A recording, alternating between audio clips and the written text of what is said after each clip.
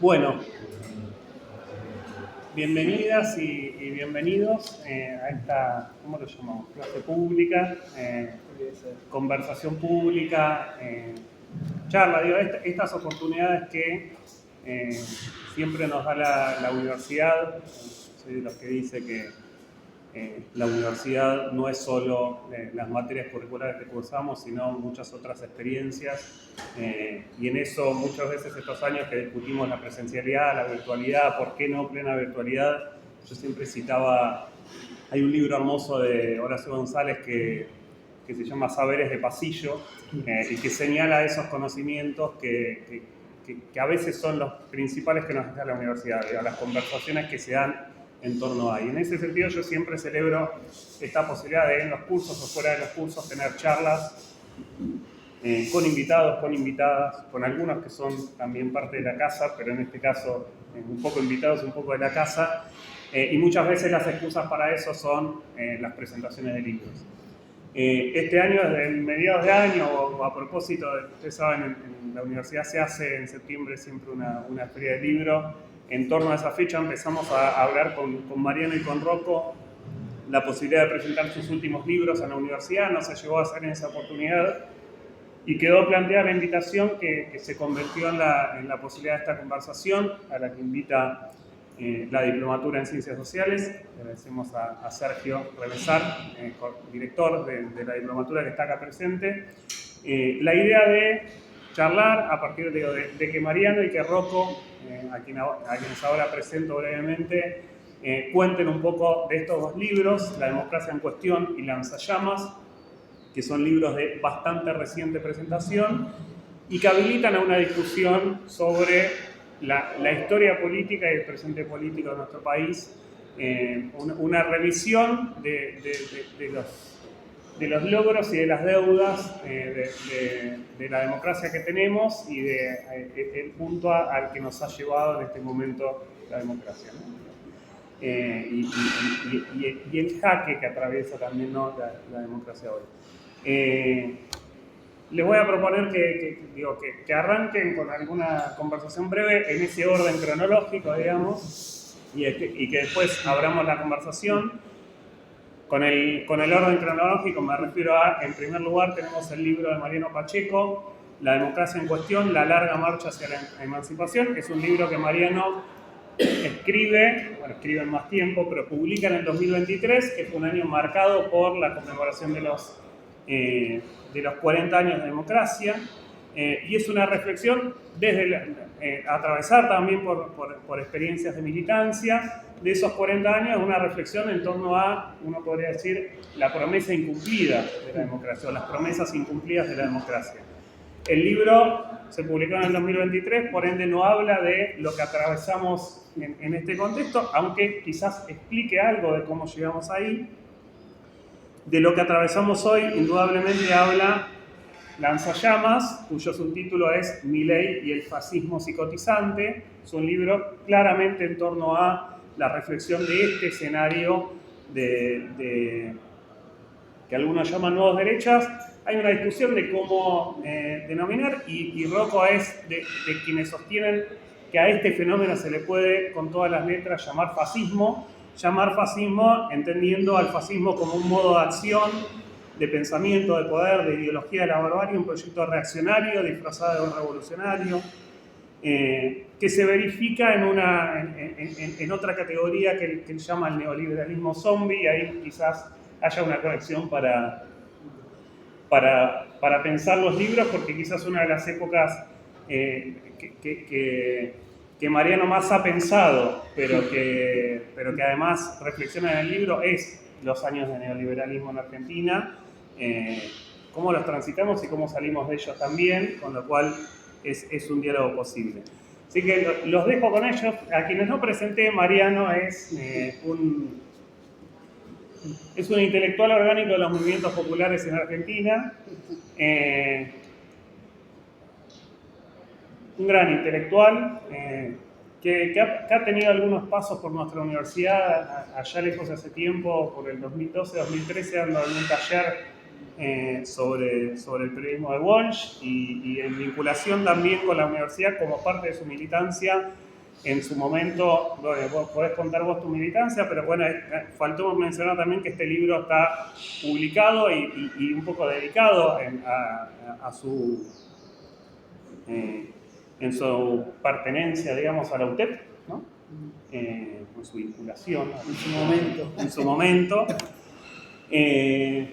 Mariano da talleres de escritura, de filosofía, y es autor de múltiples libros, algunos más históricos, podríamos decir, como por ejemplo el libro sobre historias de resistencia a la dictadura en el sur del conurbano, o aquel en el que reflexionó y construyó una genealogía de los movimientos de trabajadores desocupados, de Cutralcó a Puente Pueyrredón, y otros más filosóficos de reflexión de la teoría política, como quizás los más recientes, y sobre los que en general sigue girando con talleres y demás.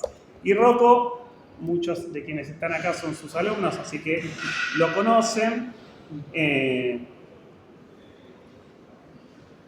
filósofo es otro intelectual también muy destacado, a quienes a veces leemos en las prensas periódicas, en algunas prensas periódicas digitales. Es investigador del CONICET, es docente de esta universidad y hace muchos años vienen pensando las mafias, las distintas lógicas del poder y ahora particularmente el fascismo, con esa relación entre su país de origen, que él dirá si es el país de origen del fascismo o no, si uno podría decir que el fascismo es italiano o no, y por eso es posible pensarlo en distintos contextos, en distintos siglos y demás. Dicha esta presentación, Mariano. Bueno, vamos a poner acá para... Bueno. Y es multitasking y se autoenfoca. Dejamos un registro de la actividad para compartir con gente amiga, entre ellos La Luna Mongatillo, proyecto que hemos fundado en la provincia de Córdoba ya hace varios años como proyecto cultural de intervención sobre la comunicación desde lo popular.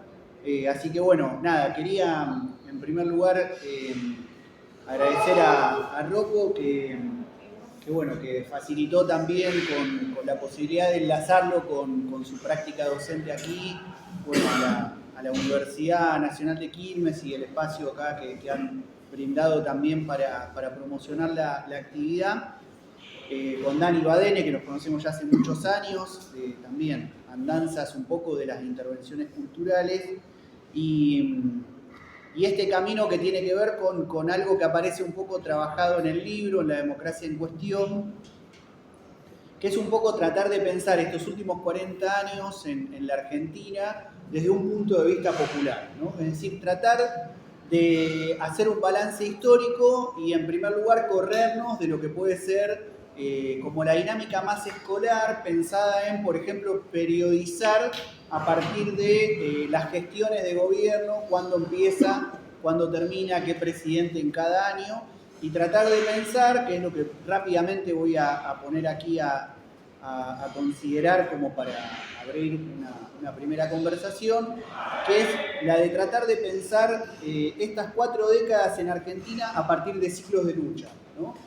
Y pensar fundamentalmente tres grandes periodos. Queda un poco abierta ahora la discusión y veremos un poco también con lo que aporte a Rocco en función de su trabajo de Lanzallamas.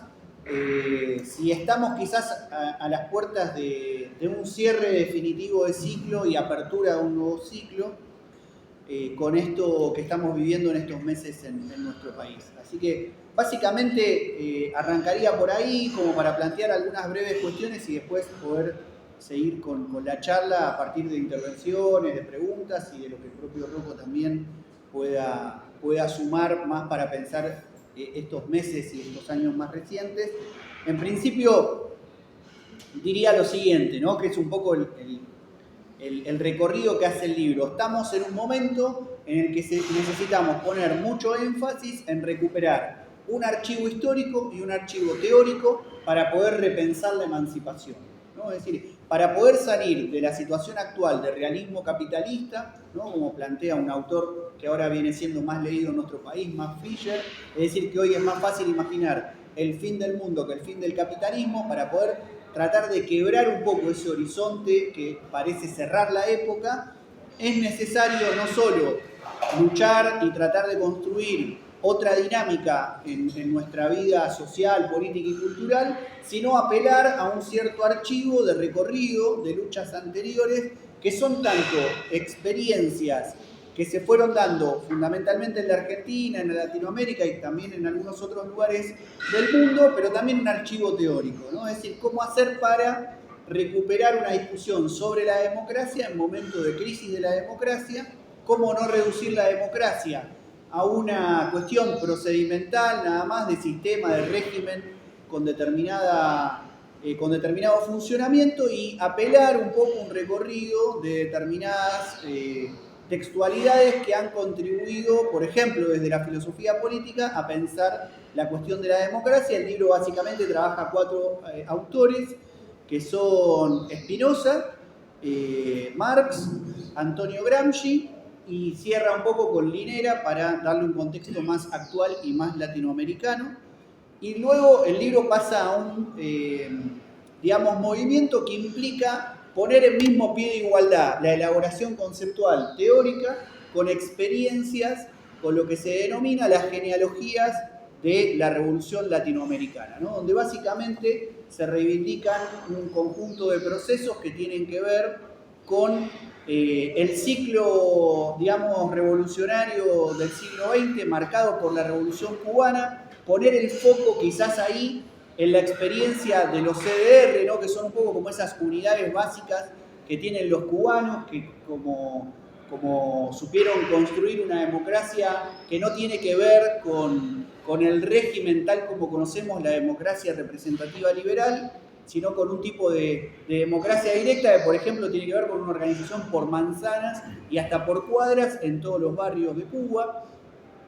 El peronismo histórico, que siempre es leído quizás como una corriente nacional popular muy centrada en el Estado, bueno, recuperar la perspectiva de la comunidad organizada en el peronismo, qué rol jugó la comunidad organizada en esa experiencia del peronismo histórico, y luego pensar experiencias más contemporáneas, como lo fueron el zapatismo, que, bueno, un poco yo en otro libro, Desde abajo a la izquierda, planteo que el zapatismo inaugura el siglo XXI para pensar en términos políticos, ¿no?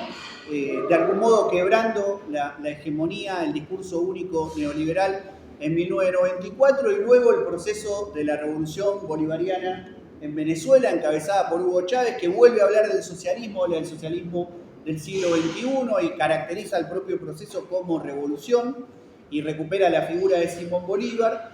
El proceso boliviano, con Evo Morales y Álvaro García Linera a la cabeza, que logran, junto con el proceso bolivariano, reformar la Constitución, transformar el Estado y sustentar el proceso político en un respaldo, en una fuerte movilización de los movimientos sociales, y más recientemente lo que fue la experiencia de los feminismos, que de algún modo contribuyen a repensar la propia categoría de la revolución, de la emancipación y del sujeto de transformación, con un fuerte énfasis en la Argentina, pero tendiendo a un recorrido más internacional. Entonces, un poco desde ahí es que en el libro lo que trato de hacer es decir, bueno, pensemos estos 40 años de democracia, pero que sea un movimiento que nos permita pensar la democracia, tanto conceptualmente como en experiencias que trataron de indagar por otro lado qué es eso de la democracia, y tienen testimonios concretos para brindarnos, para ahí sí entonces decir cómo caracterizar estas 4 décadas últimas en Argentina. Bueno, en primer lugar, partiendo de que 1983, la elección de octubre y la asunción de Raúl Alfonsín en diciembre, están marcadas por la derrota del ciclo revolucionario que se aniquila a sangre y fuego en el 76 con la dictadura en Argentina, pero que está enmarcada a la vez en el Plan Cóndor de represión latinoamericana, y que por lo tanto es una democracia que surge ya de algún modo atravesada por una cuestión que es dejar atrás los ideales de revolución, es decir, de transformación radical de la sociedad capitalista. Y la democracia que se construye de ahí está muy atada a una cuestión representativa, a una cuestión que tiene que ver con los partidos, con las elecciones, con la forma de gobierno, y muchas veces se deja de lado algo que en el libro se reivindica, digamos, haciendo un largo repaso, que es los movimientos democratizadores de la propia sociedad, que tiene que ver con las luchas y que tiene que ver con esto de caracterizar las 4 décadas a través de 3 ciclos, que serían fundamentalmente, los enuncio muy rápidamente, y después en todo caso, si quieren podemos retomar algo de esto, también al calor de lo que plantee Rocco sobre la situación actual y el gobierno de Javier Milei, pero que es básicamente un primer ciclo que es caracterizado como de luchas desde abajo, es el ciclo de 1983 a 2003, son como esos 20 años que están marcados por la rebelión popular del 2001, que es la que tira abajo el consenso neoliberal, y que son los momentos de emergencia de nuevos actores que no tienen que ver con el protagonismo de las luchas de los ciclos anteriores de los años 60 y 70. Si bien sigue teniendo una importancia el movimiento obrero organizado, los sindicatos, los trabajadores asalariados, empiezan a aparecer otros sujetos. Fundamentalmente las tomas de tierra, donde la cuestión de la vivienda pasa a tener una centralidad muy importante, y luego la territorialización de la lucha popular, como decíamos, de la mano de las tomas de tierra para construir vivienda, pero también luego de la emergencia del movimiento piquetero, ya a partir de 1996, con la poblada en Putralcó, y lo que va a tener como rasgo distintivo que es un gran protagonismo de las mujeres en general, pero sobre todo también de la familia trabajadora. Es decir, ya no es tanto el sujeto, el varón, hombre, obrero de la fábrica, sino la familia popular que habita el territorio, y un, digamos, rasgo identitario muy fuerte de las juventudes que se politizan durante los 80 y los 90 más de la mano del rock que de los dispositivos clásicos de partidos y sindicatos, ¿no? Es decir, todo lo que implica el heavy metal, el punk rock, el propio rock, los recitales, los fanzines, las ferias de fanzines, todo ese entramado que muchas veces está vinculado con la cultura popular del fútbol, la cancha, la esquina, ¿no? Es decir, que hay todo un movimiento de politización que pasa por ahí y que reconfigura una subjetividad diferente a la que tenían los jóvenes previos a el golpe del 76. Lo que tiene, digamos, ese ciclo básicamente como rasgo también distintivo es que es un ciclo de lucha que parte desde muy abajo, de una derrota muy profunda a nivel popular en la Argentina con el golpe del 76, que como la propia dictadura dijo, vino a realizar un proceso de reorganización nacional, es decir, que reestructura a la Argentina sobre nuevas bases, y aparece muy lejana o hasta incluso imposibilitada la idea de que a nivel popular se pueda construir una estrategia de poder para construir un gobierno de otro tipo, ¿no? Esto a la vez está marcado a nivel internacional, porque en 1989 cae el muro de Berlín y queda de algún modo aniquilado el ideario de las revoluciones socialistas que marcaron todo el siglo XX. Ahora, ese proceso de algún modo es como la antesala del ciclo que viene después, de 2003 en adelante, y ahí, bueno, es para la discusión siempre cuándo ponerle un cierre a ese ciclo, 2011, 2015, pero bueno, más o menos por ahí, que es el ciclo de los progresismos latinoamericanos, ¿no? Es decir, luego de intensas luchas, como en Argentina podemos hacer todo este recorrido de la organización sindical, de los movimientos sociales, de los movimientos de derechos humanos, que es el otro rasgo distintivo de la lucha popular en la Argentina, las madres, las abuelas, la exigencia de memoria, verdad, justicia, y luego el recambio generacional a partir del 96 con la experiencia de hijos, va a configurar un escenario sobre el cual va a construirse un tipo de gestión estatal de tipo progresista, recuperar valores y trayectorias de la tradición nacional popular, en el caso argentino el peronismo, pero como decíamos tiene que ver con un movimiento más regional, donde está Bolivia, Venezuela, Brasil, Uruguay y otros países donde se configura durante una larga década y media, un proceso donde empieza a ser posible recuperar una historia nacional de otro tipo, donde la cuestión de la unidad latinoamericana aparece en el centro de la escena, y un intento por cobrar márgenes de soberanía frente a ese nuevo orden mundial neoliberal que se terminó, digamos, de consolidar en los años 90, pero que tiene sus antecedentes en fines de los 70, principios de los 80, con las dictaduras que van a hacer una reconfiguración de nuestros países en clave de endeudamiento, de financiarización y de desindustrialización, en casos como Argentina muy fuertes, que tienen también una consecuencia en términos organizativos y subjetivos para el mundo popular, que es como la desindustrialización produce una desindicalización, ¿no? Y una desafiliación de identidades históricas para nuestro pueblo. Entonces, bueno, es un ciclo de mucha preponderancia de la gestión estatal, a veces respaldado en la movilización popular y a veces no tanto, que logra dar pasos de avance, pero que están muy marcados por ya una lógica neoliberal de la época, más allá de la propuesta de gobierno,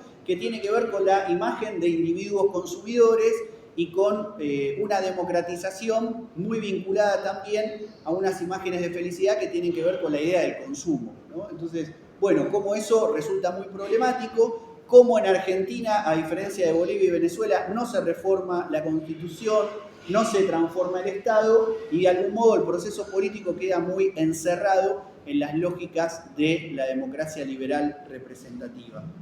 Ese proceso entra en crisis y da paso a un tercer ciclo, que es el que amerita hoy preguntarse si se ha cerrado y estamos ya en un cuarto ciclo, que es el ciclo que caracterizo como de incertidumbre, ¿no? Y desorientación general. Es decir, los procesos de lucha desde abajo tienen un conjunto de saberes bastante importantes para pensar la emancipación a futuro, pero fueron insuficientes. El ciclo progresista, por otro lado, más por arriba que por abajo, también contribuye a que tengamos una serie de saberes sobre la cuestión estatal, sobre la unidad latinoamericana, sobre la recuperación de márgenes de autonomía y de redistribución que permitan avanzar hacia la justicia social, pero también se demostraron insuficientes y nos dejan en estos años, que ya van casi para una década, en donde los movimientos populares, la sociedad inquieta que tiene algún anhelo de justicia, de libertad y de igualdad, no encuentra muy bien por dónde canalizar, digamos, esos anhelos y esas prácticas que viene desarrollando y que quizás fueron eficientes en un contexto, los 80 y los 90, los movimientos sociales, las luchas, las rebeliones, etc. Los 2000, estos intentos de gestión que cobren un margen de diferenciación con el nuevo orden mundial neoliberal, pero que no logran dar con lo que vienen a ser las realidades de este mundo más de los últimos años, atravesados por una reconfiguración del mundo del trabajo, por un avance muy profundo en las comunicaciones y la virtualización generalizada de la vida, y una pandemia mundial que nos atravesó y que quizás todavía no hemos podido sacar todas las conclusiones necesarias para pensar en dónde estamos parados hoy en día. Pero bueno, sobre eso ya sería extenderme demasiado y creo que quizás Rocco también puede sumar lo suyo, así que por mi parte dejo por acá y después retomamos. Bueno, buenas tardes. Una pequeña reflexión para empezar sobre nosotros y nosotras. Una pequeña reflexión sobre una palabra, ¿no? Que es la palabra universidad. Pero antes de hablar de la universidad y sobre esa complejidad, que recordaba efectivamente Daniel con un texto de uno de los grandes intelectuales que tuvo el campo nacional y popular argentino, Horacio González, un agradecimiento a Daniel por acompañar, a Mariano por estar acá en nuestra querida universidad, a la representación institucional de la diplomatura, a Sergio, al compañero y al profesor Gustavo, y a todos nosotros y todas nosotras. Agradecer es siempre una forma de reconocimiento de la constitución de una comunidad. Y ahí querría decir una cosa, ¿no? Porque sobre la condición de la universidad, sobre la condición de esta institución. La universidad late, la universidad existe en tanto y en cuando hay crítica. Estamos acá porque vibramos en esa antiquísima palabra que se llama crítica. Entonces podríamos decir eso, ¿no? Que el fundamento de la universidad es la crítica. con un antiguo texto de Kant, ¿no? sobre las facultades. Pero yo lo escuchaba a Daniel cuando arrancó con la presentación, recordando a Horacio, ese precioso texto sobre la universidad, el pasillo. ¿Y la universidad qué es? Sino una gran conversación. Porque uno puede decir, bueno, un pasillo es un pasillo. Arquitectónicamente un pasillo sirve para ir de un aula a la otra, para ir del ágora al bar, para ir del café al departamento. Indudablemente un pasillo es eso, no es un orden arquitectónico, pero bajo la forma de la vida de las ideas. ¿Qué es un pasillo sino una larga conversación? Y la universidad se constituye sobre el orden conversacional, sobre el orden lingüístico, sobre el orden reflexivo. Esta es una conversación abierta, una conversación compleja y en tanto en cuanto el pueblo nacional está atravesando una situación dramática, nosotros estamos atravesando una situación dramática, y una conversación también es un orden discursivo, un orden comunitario. Cada vez que hablamos se constituye una comunidad. Porque Daniel dice algo que luego retoma Mariano dice algo que luego retomo yo y posteriormente retomarán ustedes. Entonces, cada vez que nos juntamos, cada vez que hablamos, conversamos en un pasillo, en un aula, en una manifestación, en una marcha, cortando una calle o en una asamblea, estamos efectivamente promoviendo esa conversación que hace la universidad. Esta conversación me parece que sostiene la universidad, no solo la Universidad Nacional de Quilmes, sino el sentido último de la universidad en un momento de grave afectación de esta antiquísima institución emancipadora que llamamos universidad. Ahora, si lo complejizamos un poco más, nuestras universidades se llaman universidades nacionales. Eso también es de lo más interesante, ¿no? Organizar un pequeño escrutinio sobre la condición de nacional. No tanto de la Universidad Nacional de Quilmes, sino sobre el sistema universitario de educación superior. ¿Por qué nuestras universidades se llaman universidades nacionales? Bueno, en algún momento habrá que llamarlas universidades nacionales y populares. Son nacionales en tanto y en cuanto hay un pueblo que trabaja y con su orden civilizatorio del trabajo sostiene lo nacional. Entonces nuestras universidades son nacionales y populares, por más que efectivamente nuestras universidades no pongan el calificativo de nacional en sus formulaciones. Quiero decir, tenemos universidades nacionales porque hay un pueblo civilizatorio que las sostiene con su propio trabajo. Hay un Estado presente que sostiene lo público. Esta, efectivamente, es una manifestación de lo público, de la propiedad colectiva, de esa propiedad que no es de nadie, que no es de Mariano, que no es de Daniel, que no es de ninguno de ustedes en su condición de privado, pero que es de cada uno y de todos y todas nosotros y nosotras. Bueno, dicho esto, me gustaría formular una pequeña alegoría, puesto que estamos en una conversación social, filosófica, humanista, emancipadora. Y la alegoría tiene que ver con Drácula. Todo el mundo conoce más o menos a Drácula, ¿no? Es un personaje histórico, existió, de verdad. Quiero decir, lo podemos corroborar en el propio ejercicio historiográfico. Ese personaje existió, se llamaba Vlad Tepes II de Valaquia. Es un señor feudal que hoy en día, pues, de una región geográfica, Valaquia, que hoy en día se ubica en un país constituido como tal, que es Rumania. Bueno, y este señor, sus súbditos, era un señor feudal con un castillo, el castillo se puede visitar, lo llamaban en rumano Dracul. Dracul en rumano quiere decir diablo. Bueno, ponía muchos impuestos, por eso los campesinos y las campesinas que sostenían la vida de Drácula lo llamaban Dracul. Bueno, luego pasó a la ficción literaria y a la ficción cinematográfica. Ahora, si quisiéramos pensar un poquito en esa figura alegóricamente, ¿Drácula qué hace? Es un tipo que está muerto. Pero nosotros y nosotras, leyendo la novela Drácula, o viendo la película Drácula, lo vemos vivo. Porque ¿qué hace? Sale toda la noche del castillo, busca una víctima, le clava los dientes, la yugular, deja exangüe a esa víctima, vuelve al castillo y tiene una noche más de vida. O sea, ¿Drácula quién es? Es un señor muerto que vemos vivo porque efectivamente todas las noches sale del castillo y deja muerto a alguien, a un ser humano, una persona, una mujer, un hombre. Y Drácula lleva a cabo esa misma gestualidad, esa misma acción de salir del castillo, matar a alguien, dejarlo exangüe, todas las noches durante mucho tiempo. Bueno, ese gesto sostenido a lo largo de días, semanas, años, décadas, centurias, provoca una crisis. En algún momento, los ciudadanos y las ciudadanas, los súbditos de Drácula, que se ubican alrededor de su castillo, se cansan.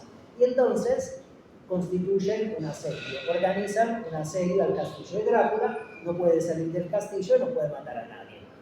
Porque las personas que habían perdido a una hija, a un nieto, a un sobrino, a una pareja, porque Drácula le había chupado la sangre, le había chupado la vida, efectivamente se insubordinan. Se insubordinan y podemos imaginar que efectivamente crean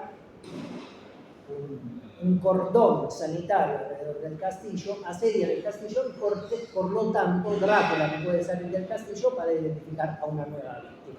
Bueno, cuando acontece esa crisis, Drácula siempre tiene un esclavo, un siervo, que es mucho más feo que él, es bajo, tiene mucho pelo, o a veces es pelado, y por ejemplo se mimetiza con la persona que vive alrededor del castillo Drácula. Y a ese factotum, a ese esclavo, a ese siervo, lo deja salir del castillo, ese siervo va a acumular sangre para Drácula, un poco se lo chupa a él y el resto se lo da al viejo señor del castillo que conocemos como Drácula. Bueno, esa es una alegoría. En esa alegoría, ¿quién es Drácula? Es el capitalismo. Y el enano, el servidor, la fe de Drácula, es el fascismo. Bueno, ese servidor que sirve al señor capitalista es un poder transhistórico, es un poder que atraviesa la historia y que paradójicamente no tanto, es mucho más antiguo que el fascismo arqueológico del siglo XX que se organizó y se elaboró en el corazón de Europa durante la década del 20, 30 y 40 del siglo pasado, sobre todo en el eje Roma-Berlín, en dos países, en Italia por un lado y en Alemania por otro. ¿Qué quiero decir? Que estoy tratando de sugerir con esa pequeña anécdota, o con ese pequeño cuento, con esa pequeña alegoría, que efectivamente el fascismo es una herramienta del capitalismo en crisis, que cuando el capitalismo está en crisis, atraviesa una crisis social profunda, o una crisis económica profunda, o una crisis natural profunda, elabora un poder mucho más radical, mucho más absolutista que el propio capitalismo para que efectivamente el fascismo cuide al capitalismo, que está muerto, pero que vemos vivo porque efectivamente hay una herramienta que le sirve, un instrumento, un enano malvado que le sirve. Ahora, dije Europa, dije Italia, dije Alemania, nombré el eje Roma-Berlín, donde efectivamente podemos identificar históricamente la experiencia del fascismo arqueológico, pero si historizamos un poco el siglo XX, vamos a descubrir que fascismo en el siglo XX hubo en todo el mundo que podemos historizar. Las experiencias más dramáticas, más descarnadas del fascismo se dieron, como dijimos, en Italia y en Alemania. Pero, por ejemplo, durante los años 20, 30 y 40 del siglo pasado, podemos encontrar fascismo, por ejemplo, en la antigua China, muy alejada de Europa, con vínculos indudablemente históricos desde la época de Marco Polo, con la propia Europa, pero en el siglo XX y en los años 30 encontramos fascismo en el corazón de China, vinculado con un partido político que se llamaba Kuomintang, Partido Nacionalista Chino, comandado por Chiang Kai-shek. Y ahí, en ese partido, existía un aparato de doble poder político-militar, quiero decir que se llamaba Sociedad de las Camisas Azules, y era un aparato político de poder fascista, el poder declarado fascista. Podemos encontrar fascismo en el Japón imperial, en África, y si pensamos, por ejemplo, en nuestra América, en la década del 30 podemos encontrar fascismo, por ejemplo, en Cuba. En la Cuba gobernada por Machado de Morales, un personaje que ustedes seguramente conocen, durante un periodo político que se suele conocer como el Machadato, bueno, en contra de esa experiencia luchó, antagonizó uno de los grandes símbolos del movimiento estudiantil y del movimiento obrero latinoamericano. De hecho, en muchas de nuestras universidades existen agrupaciones estudiantiles conocidas como la Mella. Bueno, la Mella viene de un militante juvenil, un militante obrero cubano que se llamaba Julio Antonio Mella. Bueno, cuando Machado de Morales gobernaba Cuba y Julio Antonio Mella era un jovencito, como muchos de ustedes, a Gerardo Machado de Morales lo tildaba de Mussolini tropical, o sea, le estaba diciendo fascista. Y de hecho, ¿qué hizo el bueno de Gerardo Machado de Morales con el joven Mella? Lo persiguió, el joven Mella se tuvo que exiliar en México. En México formó una pareja con una fotógrafa muy famosa, que seguramente ustedes conocen, Tina Modotti, una fotógrafa revolucionaria, vinculada con el proceso revolucionario mexicano. Y Machado de Morales mandó a asesinar al joven Mella en México a través de la policía secreta cubana. Y aquí en la Argentina, si pensamos en nuestro querido país, también hubo una experiencia fascista. En la Argentina de la década del 30, la Argentina de la década infame, esa década infame que empieza con un golpe de Estado, el golpe del 6 de septiembre de 1930, a mano de José Félix Uriburu, si no me equivoco, en contra del segundo gobierno democrático, popular y populista, del segundo Irigoyen, de Hipólito Yrigoyen. Bueno, en el corazón de la década infame funcionaba un partido fascista argentino. En la ciudad de Córdoba, ciudad emblemática para la vida universitaria, por cierto, ciudad de la reforma universitaria, existía también en el corazón de la década infame, de la década del 30, una organización política que se llamaba, que quiero decir bien, Unión Nacional Fascista, que constituyó una experiencia de masas. Y eso lo digo para el compañero Gustavo. Esa experiencia de masas, la Unión Nacional Fascista, la dirigía un filósofo, un buen y interesantísimo filósofo tomista, antirreformista, que efectivamente convirtió a esa experiencia política en una experiencia de masas. Ahora, ¿por qué estoy recuperando todo esto? Básicamente para demostrar que todo lo que está en la historia, en algún momento posterior de esa historia, se puede volver a reactivar. ¿Cómo podemos imaginar el fascismo? Como dijimos antes, una herramienta del capitalismo incluso. Pero también, si escrutamos nuestra lengua nacional, lo podemos imaginar como un enano. De hecho, habrán escuchado, incluso hemos dicho en múltiples ocasiones, que el fascismo, o hablamos en múltiples ocasiones del enano fascista. Bueno, ¿qué quiere decir esa oración? Porque es una oración de lo más interesante. Es una oración alrededor de lo cual podemos formular un escrutinio, una hermenéutica filosófica, un ejercicio de crítica literaria, hasta podríamos decir, ¿no? Bueno, el enano fascista es un poder chiquitito, que en mayor o menor medida está en cada uno y cada una de nosotros y nosotras, y que oportunamente estimulado deja de lado su condición enana y se magnifica, crece. Bueno, eso es lo que me parece ha acontecido en nuestro querido país en el pleno corazón de la pandemia, en un momento altamente crítico de la vida política, un momento altamente crítico de la vida política, pero también de la vida económica, de la vida afectiva, de la vida en común, me refiero a la pandemia.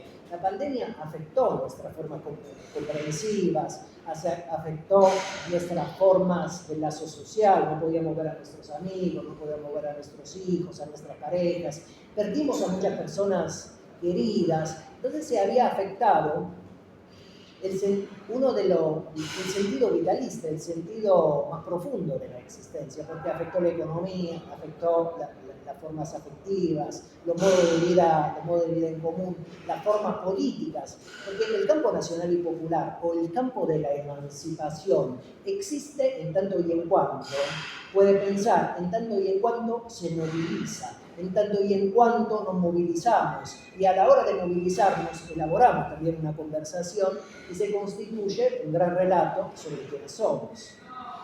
Bueno, durante la pandemia no podíamos hacer nada de esta índole. Bueno, y en esa crisis enorme surgió un aparato de poder que se llama a sí mismo La Libertad Avanza, un gobierno liberal, libertario, que estimuló ese enano fascista, ese componente que estaba latente en la historia argentina, en la historia de los pueblos, y lo magnificó.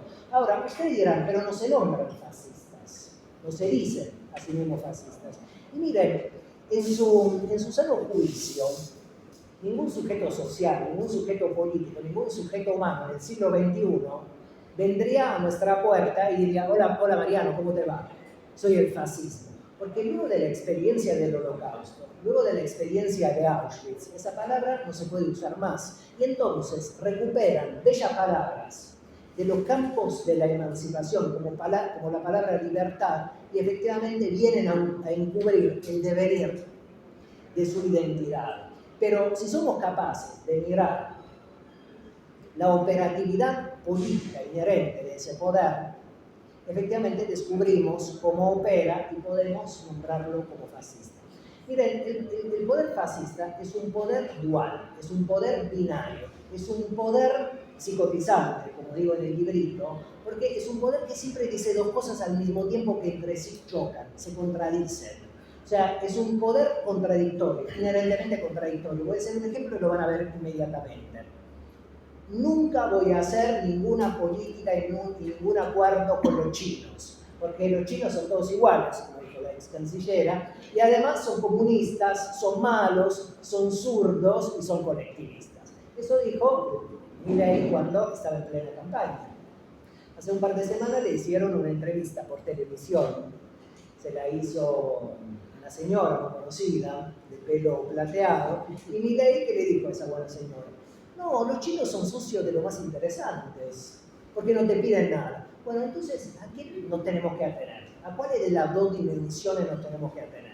Los chinos son malos, son comunistas, son zurdos, son colectivistas, por ende, nunca vamos a trabar relaciones políticas con los chinos. O ahora son buenos socios porque no te piden nada. Bueno, son ambas dimensiones.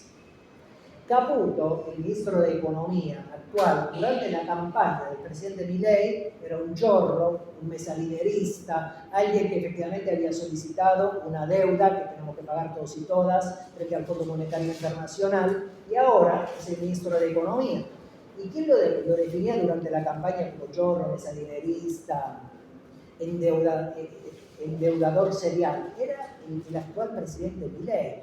Bueno, por eso es un poder psicotizante, en el sentido de que tiende a enloquecernos. Tiende a enloquecer al ciudadano o a la ciudadana, a las organizaciones libres del pueblo, a los movimientos sindicales, a los partidos políticos, a los movimientos sociales, a la política. Ahora, ¿qué quiere decir? Psicotizar a todos esos actores, inhibir nuestra organización e inhibir nuestra respuesta emancipatoria. Digo un par de cosas más y cierro. ¿Cómo podemos imaginar de otra manera el fascismo, este poder, como un poder tanático de destrucción absoluta? Nuevamente, poder tanático de destrucción absoluta. En abril del 18, el expresidente Macri, cuando gobernaba la Argentina, la Alianza Cambiemos, se elaboró una política, que seguramente todos y todas la recuerdan bien, que se llamó en ese momento 2x1. ¿En qué consistía esa política? Que a los genocidas, a los represores de la última dictadura del 76-83, si Macri hubiera podido, los habría agarrado de Marcos Paz, de Ezeiza o de las cárceles donde están, y los habría mandado a su casa para que oficiaran de abuelitos. Pero ¿qué pasó en ese momento?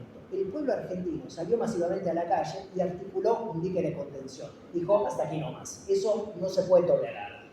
Y Macri, como era un demócrata, un tipo que encarnaba un poder reaccionario, un poder conservador, pero finalmente reconocía el antagonismo democrático, dijo: bueno, si hubiera sido por mí, habría efectivamente avanzado con esta política, pero como hay un antagonista que está limitando el sentido de mi política, debo reconocer ese antagonismo, y entonces debo necesariamente reconsiderar esa política que no se llevó a cabo, el 2 por 1. Bueno, es muy interesante lo que decía Mariano, porque el orden democrático, el poder democrático, antiquísimo poder que conversábamos con Gustavo, que sabe muchísimo y tiene una lectura de lo más interesante sobre el antiguo poder democrático griego. ¿Cómo podemos imaginar el poder democrático? Como un poder diseminado, amplio, reconocible en su diversidad, un poder que constituye consenso, que organiza su consenso sobre la base de alguien que elabora una disidencia permanente. Bueno, ¿por qué digo esto? Para poner una imagen y comparar un poquito, para ver cómo opera la Libertad Avanza y el gobierno del presidente Milei. Porque todos ustedes, el movimiento estudiantil, está formulando una gran forma pedagógica, desde mi punto de vista, para la sociedad nacional. El presidente Milei que dijo, vamos a vetar la ley de financiamiento a la universidad pública. Y el movimiento estudiantil, ¿qué hizo? Hizo dos grandes marchas que funcionaron a nivel federal, la de abril y la de octubre. Y frente a la gran marcha de octubre, que fue mucho más grande numéricamente que la de abril y que fue federal, o sea, fue una gran marcha en el corazón de la politicidad nacional, me refiero a la Plaza de los Dos Congresos, pero fue federal porque hubo movilización en todas las ciudades a lo ancho y a lo largo del territorio nacional frente a ese gran antagonismo democrático del movimiento estudiantil acompañado por otros sectores. El presidente Milei que hizo, ratificó su veto. Bueno, así funciona el fascismo, negar la vida de alguien que no piensa como ellos. Por eso no es un poder democrático. Por eso está muy bien una consigna de lucha que escuchamos en múltiples marchas, Milei, basura, o la dictadura.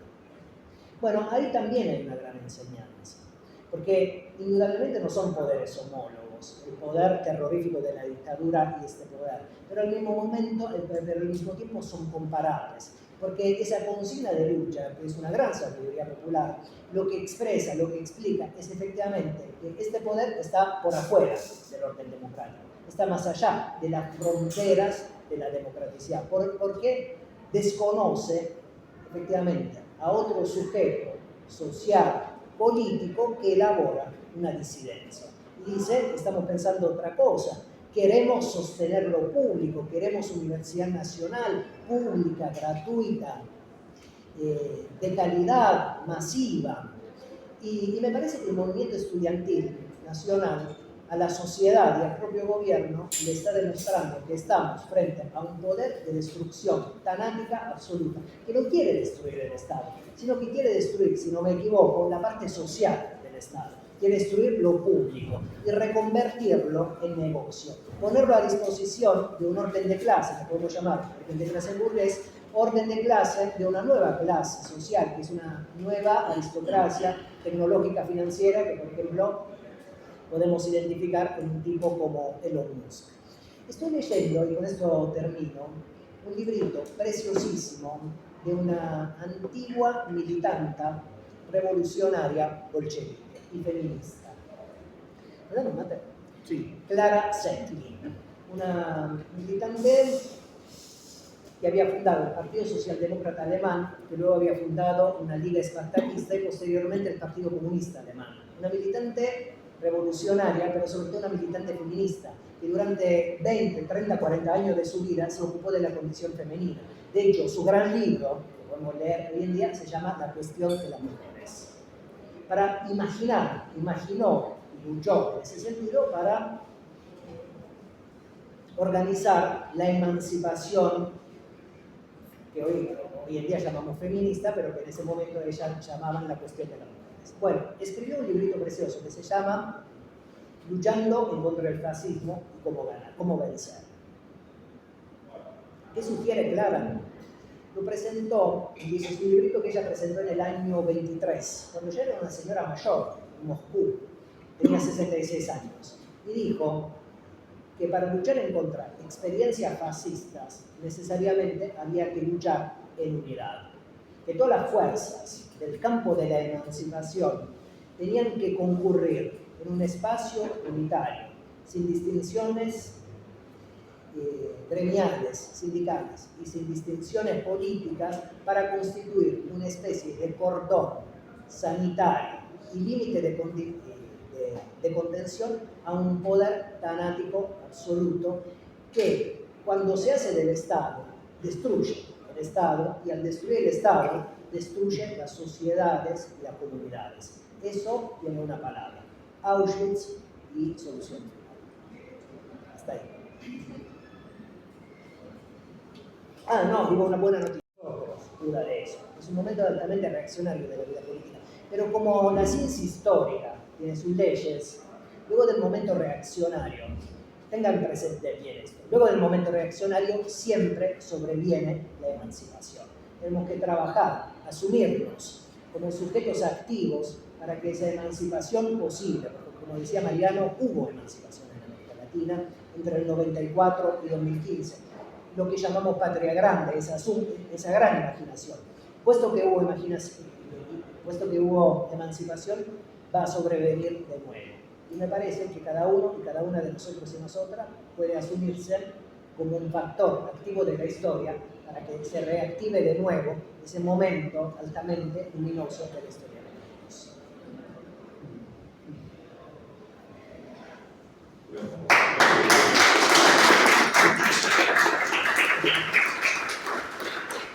Le cambiaste el tono al cierre y ahí vinieron los aplausos. Había que levantar un poco. Necesitamos esperanza. Sí. Miren, se nota por mi tonada, y lo dijo Daniel. Yo no he nacido aquí, no soy argentino de nacimiento, pero hay una condición afectiva inherente a mi vínculo con la Argentina y sobre todo con el campo de la emancipación de la Argentina. La Argentina ha salido de épocas muy oscuras de su vida política. Eso debe ser tenido en cuenta por nosotros y nosotras. Si lo hemos hecho, lo vamos a hacer de nuevo.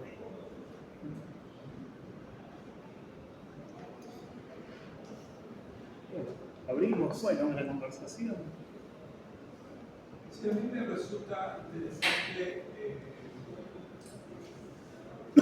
que esta categorización que hace Mariano, hablaste de 3 momentos, tal vez de 4, en estos 40 años de democracia, hablaste de 3 grandes momentos, y de alguna manera categorizaste una unidad política a partir de movimientos populares. Y hablaste de, ¿no? Fue interesante eso porque me permitió repensar los años y reorganizar. Esto está en tu libro, Sí. El primer movimiento es el de animal, protagonizado por estas expresiones desde las bases a partir del rock y del fútbol y de esa fusión de ritual, ¿no? De la dinámica ritual popular que no tiene una voluntad o un objetivo político concreto, específico, sino que es una dinámica de base. El segundo momento creo que hablaste de recordame. El ciclo de los progresismos Los latinoamericanos. progresismos latinoamericanos, que ahí sí había más un orden coordinado. Y el tercer momento, el feminismo. Sí, más de incertidumbre, en el cual los feminismos juegan como un rol más desde abajo importante. Creo que nos sirve para repasar estos años recientes y entender cómo los pueblos han ido encarnando, los colectivos han ido encarnando las resistencias, ¿verdad? ¿Qué te parece que está sucediendo ahora en este momento? Asumamos que hay el cuarto momento. ¿Es el movimiento estudiantil universitario que asoma como una especie de nueva unidad política con estas dinámicas un poco inesperadas, ¿no? Porque no sé si hay un propósito único, sino que son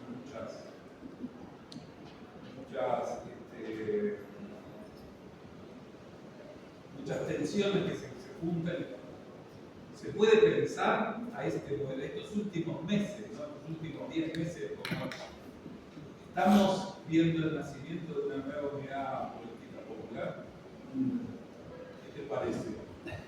Eso, y me inspiraste vos, digamos.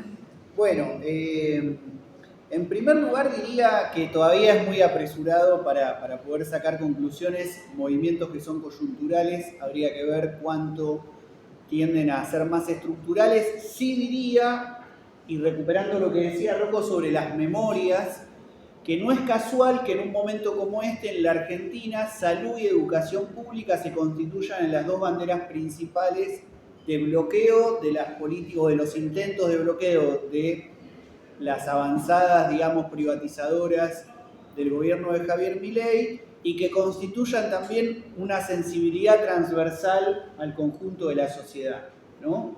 Que es algo que yo trabajo mucho en la última parte del libro, tendiendo puentes con Italia, digamos, ya que estamos aquí con Rocco Carbone, porque el libro es muy gramsciano, empieza con Gramsci textualmente citándolo y haciendo un análisis de su obra escrita, pero luego es un libro gramsciano en el sentido de que cierra tratando de pensar la cuestión de la emancipación y poniendo en el centro de la escena la discusión sobre la nación. Que en clave gramsciana es un poco pensar cómo un sujeto popular no solo lucha por reivindicaciones específicas para sus sectores, sino que logra construir una hegemonía, ¿no? Capaz de construir un interés para el conjunto de sectores, de conglomerados que hacen a ese sujeto popular. Yo creo que hoy salud y educación pública en Argentina están logrando algo de eso. Es decir, no es una lucha solo y exclusivamente de las personas que estudian, trabajan o son usuarios de la salud, sino que logra transversalmente ganar simpatías en un porcentaje muy amplio de la población. Y a la vez, en la historia argentina, en el ciclo de lucha desde abajo, de los 80 a los 90, salud y educación fueron dos pilares fundamentales. Lo que más se recuerda es la Carpa Blanca de fines de los 90, pero lo antecede todas las grandes luchas contra la ley federal y la ley superior de educación, y también muchas luchas en el ámbito sanitario. Creo que hoy a esa dimensión hay que agregarle una especificidad que es la de la salud mental, porque el efecto pandémico puso en el centro de la escena qué pasa con la salud mental de todas las personas, y ya no con un porcentaje de la población que eran caracterizados como los, entre comillas, anormales, los locos, etcétera, sino que hoy tenemos padecimientos de ansiedad, de angustia, de depresión, de insomnio, de etcétera, etcétera, y todo eso junto, ¿no? Prácticamente todas las personas, y mucho más en los ámbitos juveniles. Entonces, me parece que ahí hay algo interesante para pensar de si las luchas en defensa de la salud y la educación pública pueden defender su reivindicación y a la vez constituir un vector de lucha popular más amplio para la defensa de una idea de la nación más en general, donde una población con salud y educación se torna fundamental para poder estructurar un sujeto emancipatorio. Ahí me parece que hay algo para tratar de pensar, y cerraría esta intervención mía para seguir la charla, poniendo el foco en algo también que hoy aparece cuestionado e incluso a veces ridiculizado por sectores de nuestro campo, que es la cuestión de la democracia. Un rasgo distintivo que trato de trabajar en el libro es que desde 1983 para acá, para bien y para mal, y después podemos indagar un poco más por qué, pero para bien y para mal, la democracia aparece en el centro de gravedad de todo el discurso y la práctica política, así como en el siglo XX estuvo atravesada por la idea de revolución, ¿no? Es decir, que después de los campos de concentración nazis, pero también de los centros clandestinos de detención de la última dictadura argentina, nadie se dice, como decía Rocco, hola, soy fascista, hola, soy... bueno, algunos ahora se empiezan a animar a hacer una especie de apología del terrorismo de Estado, pero no lo dicen tampoco en esas palabras. Es lo que quieren decir, pero no vienen y dicen, reivindico secuestrar bebés, tirar gente viva de un avión. Bueno, lo tratan de disimular con otro discurso, pero tampoco de este lado, digamos, de la mirada de la vida, resultó muy posible decir, por ejemplo, que defendíamos la perspectiva de la dictadura del proletariado, como se hizo durante todo el siglo XX y nadie se sonrojaba. El peronismo mismo fue caracterizado por un gran pensador del nacionalismo revolucionario, Juan José Hernández Arregui, lo menciono en el libro, como el peronismo como una democracia, pero le agregaba autoritaria de masas, reivindicando una perspectiva china de Mao Zedong y del comunismo de aquellos años. Entonces, digo, no resultó sencillo porque todas esas palabras quedaron muy marcadas por una práctica histórica, ¿no?, que tuvo que ver con derivas, en el caso del fascismo, muy claras de su propuesta, y en el caso del comunismo y de distintas corrientes emancipatorias, un poco como males no deseados, ¿no? Es decir, que terminaron constituyendo experiencias que no eran lo que se quería construir. Entonces la cuestión democrática apareció en el centro de la escena, un poco por la derrota de la revolución, pero otro poco también porque creo que ahí se fue conquistando una mirada que en la derrota logró poner en agenda vectores democratizadores que en las luchas anteriores no estaban muy presentes. Por ejemplo, la cuestión de la mujer, si bien siempre hubo un planteo de militantes y algunos militantes que eran receptivos a ciertos planteos, no, siempre era considerada una cuestión secundaria, se decía en la lengua revolucionaria, es una contradicción secundaria. Las disidencias sexuales mucho más, incluso fueron caracterizadas por regímenes socialistas como desviaciones enfermas, ¿sí? Es decir, que no había muchas veces una incorporación o bueno, la cuestión como decíamos recién, que hoy se caracteriza como de salud mental, también eran como, no había muchas diferencias a veces en el modo de abordar algunas cuestiones que luego fueron pasando al centro de la escena. Entonces, creo que estos años han sido los años donde la democracia pasó al centro de la escena, para mal en el sentido de que se abandonó la perspectiva de la revolución, me parece, en el sentido de cambio total de todas las relaciones de propiedad, relaciones sociales, etcétera, pero para bien en el sentido de que hay una concepción que creo que no tenemos que abandonar de perspectiva democratizadora de las sociedades y de la vida. Y que con Milei está un poco cuestionada y hay sectores de este lado que creo que dicen, bueno, bienvenido sea que dejemos de hablar tanto de la democracia. Yo creo que si nosotros abandonamos la bandera democrática para una política emancipatoria, perdemos. Porque lo que aparece dando un paso al frente no es la recuperación de viejos ideales revolucionarios, sino una perspectiva autoritaria o directamente fascista, como empiezan a asomarse en estos tiempos, ¿no? Entonces me parece que ahí hay como una operación teórica y política que hacer, que es cómo reconceptualizar la democracia para construir otra democracia. Ni para tirarla por la ventana, ni para anhelar una democracia que en 40 años no pudo resolver cuestiones fundamentales para las grandes mayorías. A mí me un par de cosas, ¿no? Corregime, Rocco, si me equivoco, pero a ver, el fascismo implica siempre el pensamiento único, ¿no? O sea, no admite la disidencia. Y cuando hay disidencia, ahí se aplica el terrorismo. El terrorismo está, o sea, aniquilar a aquel que piensa diferente, que es disidente, que es diferente, que está en desacuerdo, se lo puede aniquilar. Efectivamente, como se ha hecho en las dictaduras, como ha hecho el nazismo, incluso me llamó la atención que nombraste a Franco en España, ¿no? El franquismo que también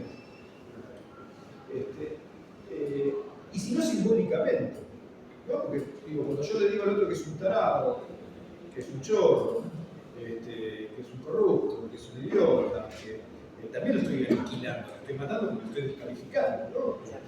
Y en ese sentido yo lo estoy matando. Por un lado, bueno, que nos da muestras de alguna manera. El modelo que en este momento tenemos de gobierno es que hay un fascismo ahí porque no admite disidencias. De hecho, hace poquitito, en cuestión de horas, nuestra representante diplomática en el exterior, por el hecho de votar por Cuba, fue expulsada y es uno de los 40, creo que ya más o menos lleva expulsados de su gabinete, por pensar distinto, por pequeñas disidencias, incluso a veces por disidencias que tienen que ver con estos esquizofrenizantes que vos decís, porque en algún momento estaba a favor y en algún momento estaba en contra, y entonces uno tendría que adivinar qué es lo que piensa este presidente de pensamiento cambiante, que un día vota para un lado y otro día vota para el otro, y que lo vuelve también muy complejo. Yo creo que es hipotizar incluso para sus propios funcionarios. Y después otra de las cosas que me quedaba dando vuelta, primero esta cosa, ¿no? Digo, pensar que si hay un pensamiento único, la forma de resistencia es justamente no estar dentro de ese. Digo, si hay una nueva democracia que habría que pensar, es fuera de ese pensamiento único. Y después, por otro lado, me resonaban estas marcas que vos decías, una que tiene que ver con una deuda de la democracia, si querés, luego del golpe de Estado, pero de facto no me gusta decir proceso de reorganización nacional, sería proceso de desorganización nacional, en realidad es autoproclamado, autonombrado, proceso de reorganización nacional, y que tiene que ver con una deuda, con una promesa que decía que con la democracia se come, se cura y se educa, ¿no? Y que la verdad es que esa creo que es la gran deuda. Se come, hacía referencia al mundo del trabajo, que vimos que hay mucha gente que quedó fuera del sistema, y lo único que nos queda, si querés, en términos de colectivo, de popular, sería la educación pública y la salud pública. Y yo creo que si mi ley fue posible es porque hay mucha gente que quedó fuera del sistema, porque decía, si yo no tengo acceso a la educación, si no tengo acceso a la salud, si me caí del sistema, y si los sucesivos gobiernos no me incluyeron, y creo que esa es la gran deuda que tenemos, incluyeron a todos los que quedaron fuera del sistema, porque son muchos, y cada vez son más. La única alternativa que ellos dieron era una alternativa diferente, en donde no tienen nada que perder, porque ya lo habían perdido todo. Entonces, creo que el gran desafío es pensar una propuesta que nos permita volver a incluir a esos jóvenes. Y eso es con trabajo, no solamente de desindustrialización. Y lo que nosotros no tenemos hoy es un movimiento obrero. ¿Por qué no hay industria? Los sindicatos no tienen fuerza. Porque no tienen, digo, o sea, ¿qué gremio sobrevive fuerte? Sin la industria. ¿Dónde están? Las obras sociales, los movimientos gremiales.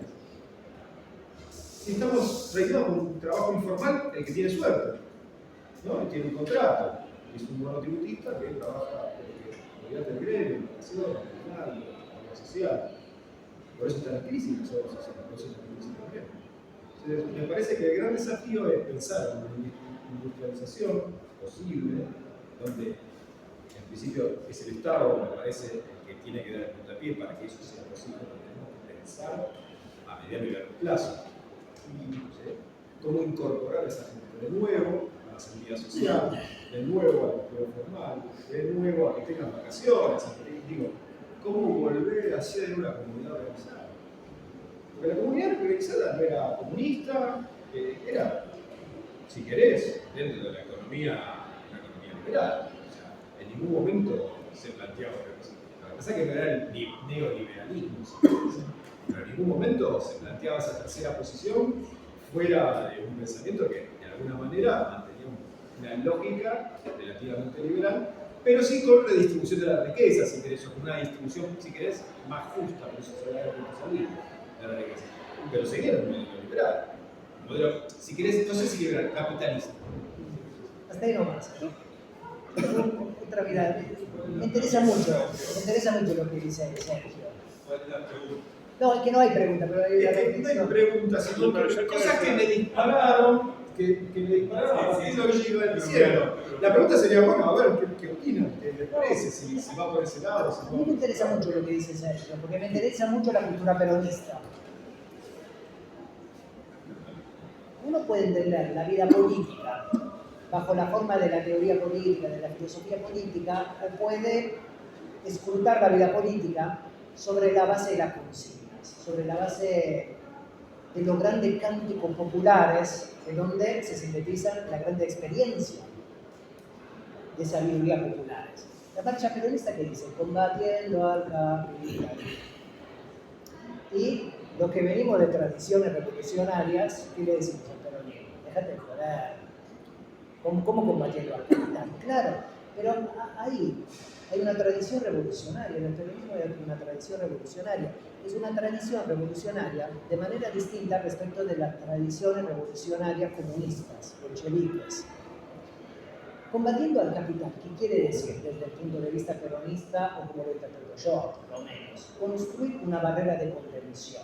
O sea, está bien que haya capital, que haya capitalismo, pero hasta ahí no más. Sí, un Estado presente. Claro, y redistribución de la riqueza.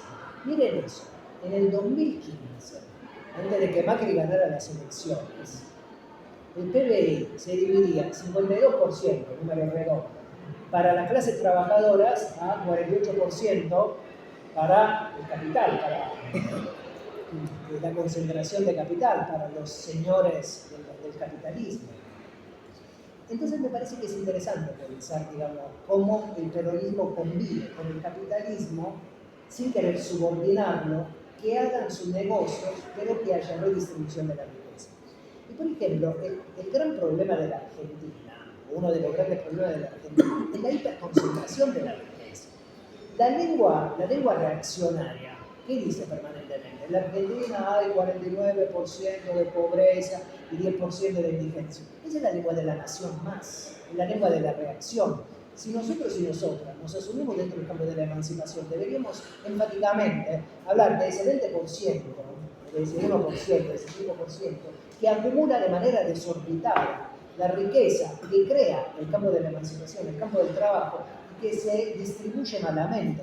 ¿Por qué la mujer a lo largo de la historia fue una víctima del patriarcado?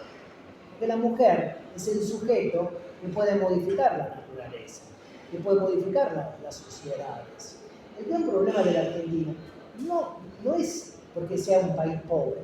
El gran problema de la Argentina es porque es un país extremadamente rico, donde hay fuerzas políticas reaccionarias que se apropian de nuestro excedente de explotación, o sea, de la riqueza que crea cada uno de nosotros y nosotras. La deuda de verdad con la democracia. La verdad es una pregunta. ¿La deuda de verdad con la democracia o la deuda es una deuda de la democracia para con nosotros y nosotros? Porque hasta ahora tuvimos una democracia como expresión de dominio de clase de la clase burguesa. Lo que deberíamos tratar de imaginar en la Argentina es una democracia popular. ¿Cómo sería una democracia popular? Una democracia donde ellos estén también, pero una democracia orientada sobre la base de la igualdad, que es una palabra que no puedo tocar, sobre la base de la redistribución de la riqueza, sobre la base del Estado presente y amplio.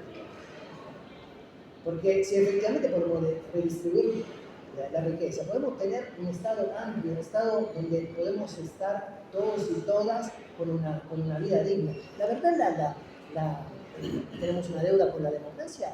¿O este tipo de democracia tiene una deuda con el campo de la emancipación? Vos el presentador que dice. No, con lo que varias cosas con lo que decía Sergio. Yo pondría en cuestión eso de que lo único que nos queda es la educación y la salud. Me parece que sí hay una cuestión de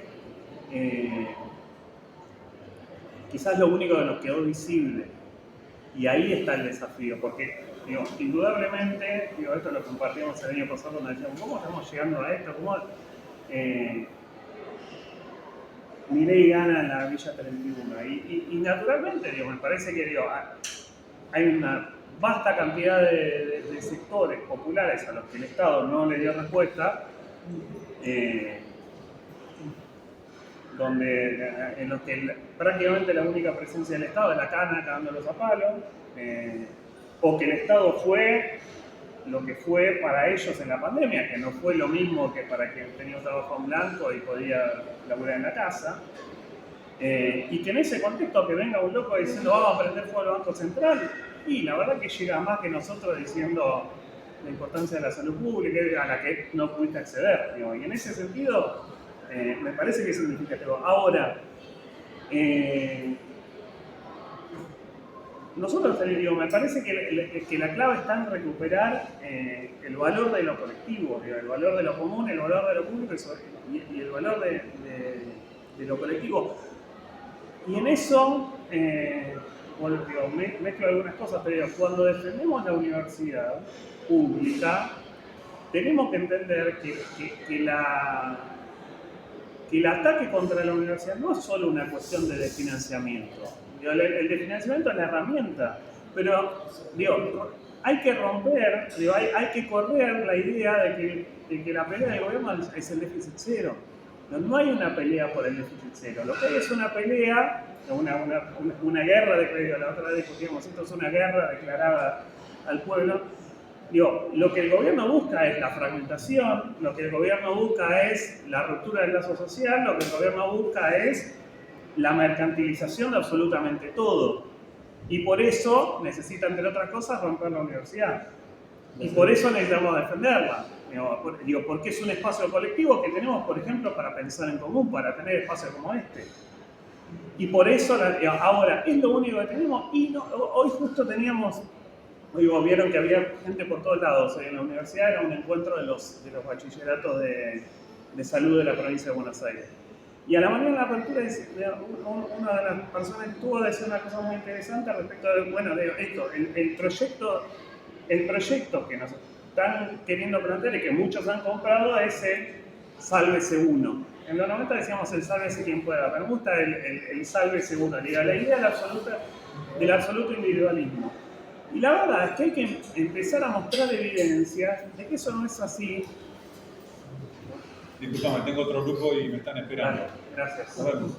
Bueno, quiero decir, se hicieron las 8 y cuarto. Dale, ahí le pido contacto. Adiós. Perdón, Déjame terminar la frase. No, lo que quería, porque a mí me resonó mucho una cosa que hicieron de mañana, que fue muy sentido también, y no era un golpe bajo, atravesado por la noticia de Villa Gesell, ¿no? Y por todavía la esperanza que guardamos de que posiblemente en los escombros aparezca alguien vivo, ¿no? Y si eso sucediera, es porque hay 1000 personas trabajando removiendo los escombros. Y ninguna de esas 1000 personas las pone el mercado. Las pone el Estado y las pone la organización colectiva, voluntaria, los bomberos. Y eso es lo que tenemos. Y es más que la salud y la educación. Y eso lo encontramos por un montón de lugares y está en esta historia que construye Mariano. A mí una cosa que me encanta del libro de Mariano, de otros libros también, que está también en otros libros, es la reconstrucción, por ejemplo, de los 80 desde el vecinalismo plebeyo, que construyó tierra y vivienda, movimientos populares que construyeron ciudades en un contexto que ya era de desindustrialización, donde las luchas dejaron de estar en las fábricas y empezaron a estar en otros territorios. Y eso es la organización colectiva, eso es lo público, eso es lo común, y eso es lo que quieren venir a destruir. Y lo que yo creo que dejamos o perdimos la capacidad de ser visible que tenemos. Y que tenemos que defender, y que tenemos que fortalecer de la comunidad organizada, que no es solo, que sin duda coincido con Mariano, hoy la salud y la educación se han convertido en la vidriera articuladora, pero hay que empezar a mostrar a todo el mundo, eso que tenés es porque estamos organizados colectivos, eso otro que tenés es porque hay un Estado, eso otro que tenés es porque hay gente que se junta y lo hace.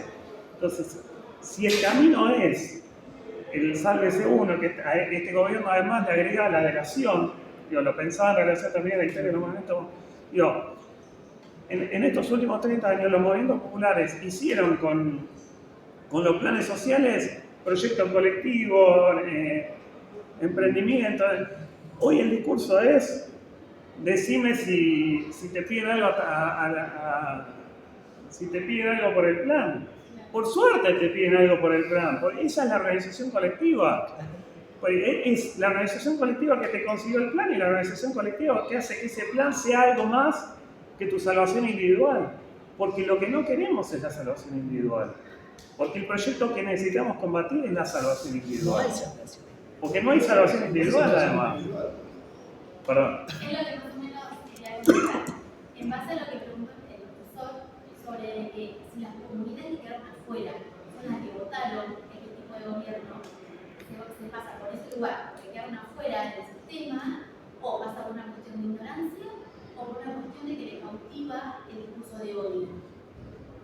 Esa es mi pregunta. ¿Desde qué lugar el votante aprueba a este tipo de gobierno? Desde un principio hasta creo que hasta ahora quizás también, como que todavía no hacen esto del todo.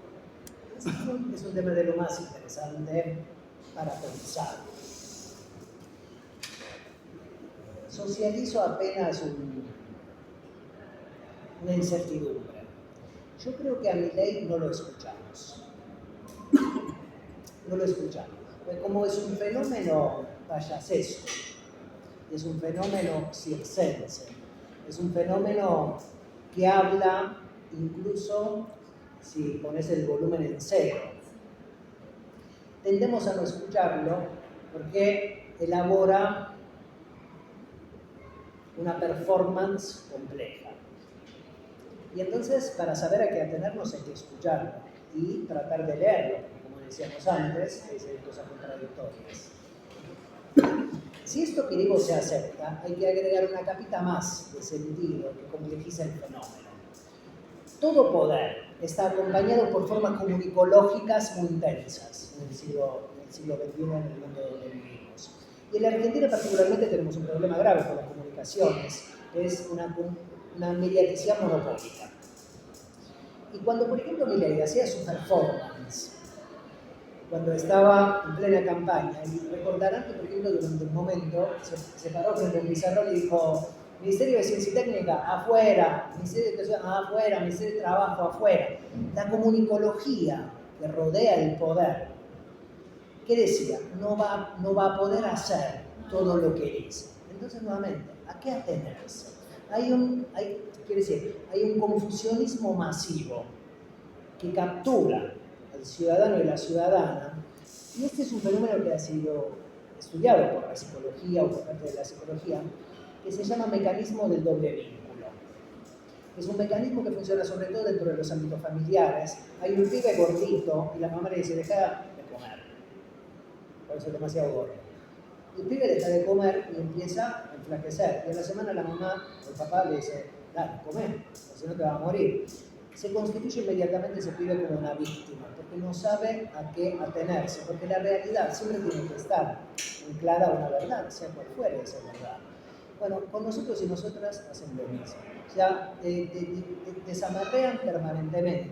Y cuando, por ejemplo, a un sujeto social se lo constituye como víctima de los dos elementos que recibe, siempre se queda con lo que más le conviene. Es el mecanismo de la pareja violenta. Una pareja violenta, todas las noches, o cada tanto, como administra violencia sobre su pareja. Y al día siguiente le dice: me equivoqué, te pido perdón, en realidad te amo, discúlpame. Y ese mecanismo, que es perverso y cruel, se repite a lo largo del tiempo, hasta tanto que la víctima se logra sustraer, sí se logra sustraer. Pero esa víctima, entre los dos elementos contrastantes que recibe, la violencia a la noche y la declaración de amor al día siguiente, se queda siempre con lo que más le satisface, con lo que viene con lo que más le gusta escuchar, porque debe sobrevivir a una situación de violencia. Bueno, este poder actúa con nosotros y nosotras de manera parecida u homóloga. Por eso a Milei hay que escucharlo y tratar de leerlo, escrutarlo, porque nos capturan un poco con la mediaticidad monopólica, un poco con las políticas que elaboran y por lo tanto con las redes sociales, que funcionan bajo el mismo paradigma de este pensamiento sintetizante. 0, 1, me gusta, no me gusta. Es un pensamiento binario, por eso hay que cuidar tanto la universidad, porque acá aprendemos a complejizar la vida política, la vida social y la forma de vivir común. Gracias. Quería agregar unas cositas de varias cosas que fueron saliendo. Bueno, algunas personas justo ya se tuvieron que retirar porque tenían otra clase, pero de todos modos lo quiero recuperar, que es un poco la relación dictadura 76-83, 40 años de democracia. Me parece que hay primero una operación típica de estas derechas y de las derechas de los últimos años en general. Creo que esto no ha sido siempre así, hubo derechas que tuvieron otra actitud en relación al pasado, ¿no? Hubo derechas que han tratado de construir su propia tradición, ¿no? Apelando al pasado. Me parece que muchas veces estas derechas tienden a desconectar nuestro presente de una larga historia. Más allá de que después Milei habla de Alberti o empezó a tejer algunas conexiones, en general lo que se nos presenta es una situación donde parece que las cosas que nos pasan no tienen conexión con cierto pasado. Y ahí me parece que hay todavía que seguir indagando mucho la sociedad que queda configurada después de esto que decía la dictadura, que se llamó a sí misma Proceso de Reorganización Nacional. ¿En qué sentido? Es decir, que estructura la sociedad sobre nuevas bases, donde pierde la centralidad esa homogeneidad que tenía el mundo popular estructurado en torno al trabajo, sobre todo fabril, y los sindicatos. Es decir, es un mundo financiero con una sociedad a nivel popular profundamente fragmentada. Entonces, todos los procesos de lucha y ciertas gestiones progresistas del Estado han tratado de tender a reunificar parte de ese sujeto fragmentado, ¿no? Y que hoy vuelve nuevamente, sobre todo a partir de las nuevas formas de trabajo, a promocionarse su fragmentación ya al punto extremo, no de sectores sociales, sino de individuos. Cada individuo aislado tratando de sobrevivir como puede. Entonces, creo que a eso le tenemos que prestar mucha atención, teniendo en cuenta que así y todo, no es que no hay más industria, no hay más sindicatos, no hay más salud pública, no hay más educación pública.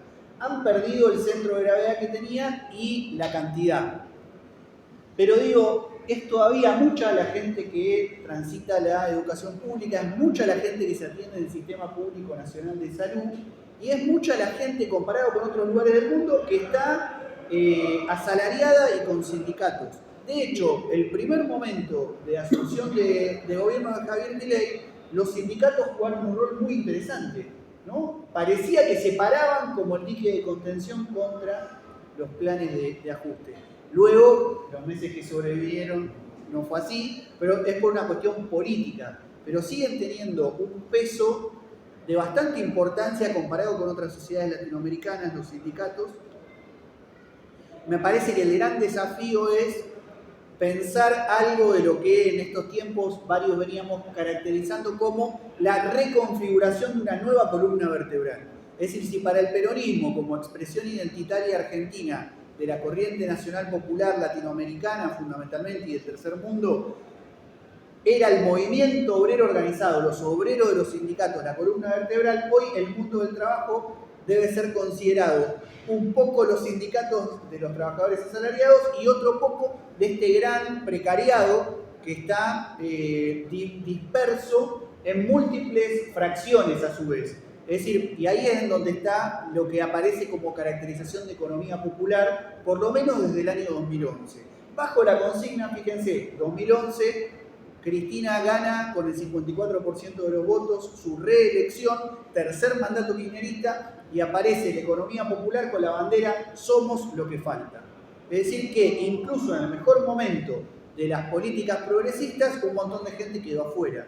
Pero un montón, no la totalidad, un montón, que se fue agrandando con el paso de los años y con nuevas políticas neoliberales como la del macrismo, y eso empezó a ser reagrupado en experiencias como la UTEP, la Unión de Trabajadores y Trabajadoras de la Economía Popular, con la idea de que ahí se podía agrupar la base de la economía popular que estaba en movimientos sociales tendiendo a sindicalizarse, uniéndose con los sindicatos para conformar una nueva columna vertebral. Lo que fue pasando en estos años es que las cooperativas, los polos productivos, toda la experiencia del entramado comunitario de los movimientos sociales, que en un momento fue gigante, empezó a cada vez ser más reducida en relación al emprendedorismo individual, frente al cual mucha gente sin salario empezó a rebuscarse la vida como podía. Y ahí hay una base fuerte de votante, por ejemplo, de Javier Milei, que me parece que hay que poder prestarle atención para buscar reencauzar nuevamente todas esas voluntades individuales en algún tipo de asociatividad de perspectiva comunitaria. Teniendo en cuenta, por otra parte, que hay un núcleo duro de la sociedad argentina que siempre tuvo una posición bastante de derecha y bastante anti-proyectos nacional populares. No olvidemos que en 1955 creo que es el único caso en la historia del mundo que un ejército bombardea a su propia población civil, dejando centenares de muertos. Se intenta asesinar al presidente constitucional elegido en elecciones y se inicia la dictadura antiperonista de la Revolución Libertadora, que fusiló civiles, militares que se insurreccionaron contra esa dictadura, etc. Y que eso tenía movilizaciones de masas apoyándolo. En el 76, los porcentajes de población que apoyaron los secuestros, las torturas, ¿sí?, los asesinatos fue también muy grande. Lo que pasa es que después toda la lucha de derechos humanos y el movimiento popular en general fue haciendo que entre los 80, un poco los 90 con mucha impunidad, pero sosteniendo esa pelea, y los 2000, hicieran un sentido común contra todo eso. Pero que nunca fue extremadamente mayoritario. Era un sentido común y mucha gente callaba porque quedaba mal reivindicar algunas cosas. Que luego, con discursos como el de Macri, y ahora claramente con el de Javier Milei, mucha gente que callaba ahora habla, ¿no? Y mucha gente que estaba en duda ahora está más por esas posiciones que por las otras, ¿no? A mí me parece que eso es muy importante para poder seguir indagando si se cerró un ciclo y se abrió otro. Porque en 2016, Rocco mencionaba las grandes movilizaciones contra el 2x1 de los genocidas, pero en simultáneo no aparecía Santiago Maldonado, y hubo movilizaciones de masas reclamando la aparición con vida de Santiago Maldonado, pero también por primera vez en muchos años, mucha gente diciendo, bueno, andás a ver en qué andaba. Es decir, tuvo un discurso que no estaba, por ejemplo, en 2002, cuando asesinan a Costecchi y Santillán, donde la respuesta fue unánime y muy masiva de el límite es la muerte. En 2016, Macri siguió 3 años más, después de Santiago Maldonado, que apareció muerto. Fusilaron por la espalda a Rafael Nahuel en la Patagonia y no fue un escándalo nacional. Y empezaron a instalarse un montón de perspectivas muy autoritarias que luego en algún punto empiezan a ser revertidas por la gran movilización feminista, ¿no? Pero de nuevo vuelve, es decir, que hay ahí como una oscilación, que por eso yo decía, para mí es apresurado decir hoy es así, porque está en curso el proceso, pero habría que ver si no se ha cerrado un ciclo y estamos por estos meses en las puertas de un nuevo ciclo que quizás sea un ciclo histórico diferente al de los años anteriores. Y eso me parece que es muy importante caracterizarlo también en relación a la democracia que Rocco decía, ¿no? También acá hay que ver, porque Milei por un lado llega a elecciones, no es la dictadura del 76, pero a la vez cada vez más empieza como ¿no?, a recortar cuestiones que antes eran medio intocables, como cosas que antes no se pensaban que se podían hacer con la prensa, con el Congreso, con los... no me sale la palabra. Te iba a decir, no me sale la palabra, que lo protocolar.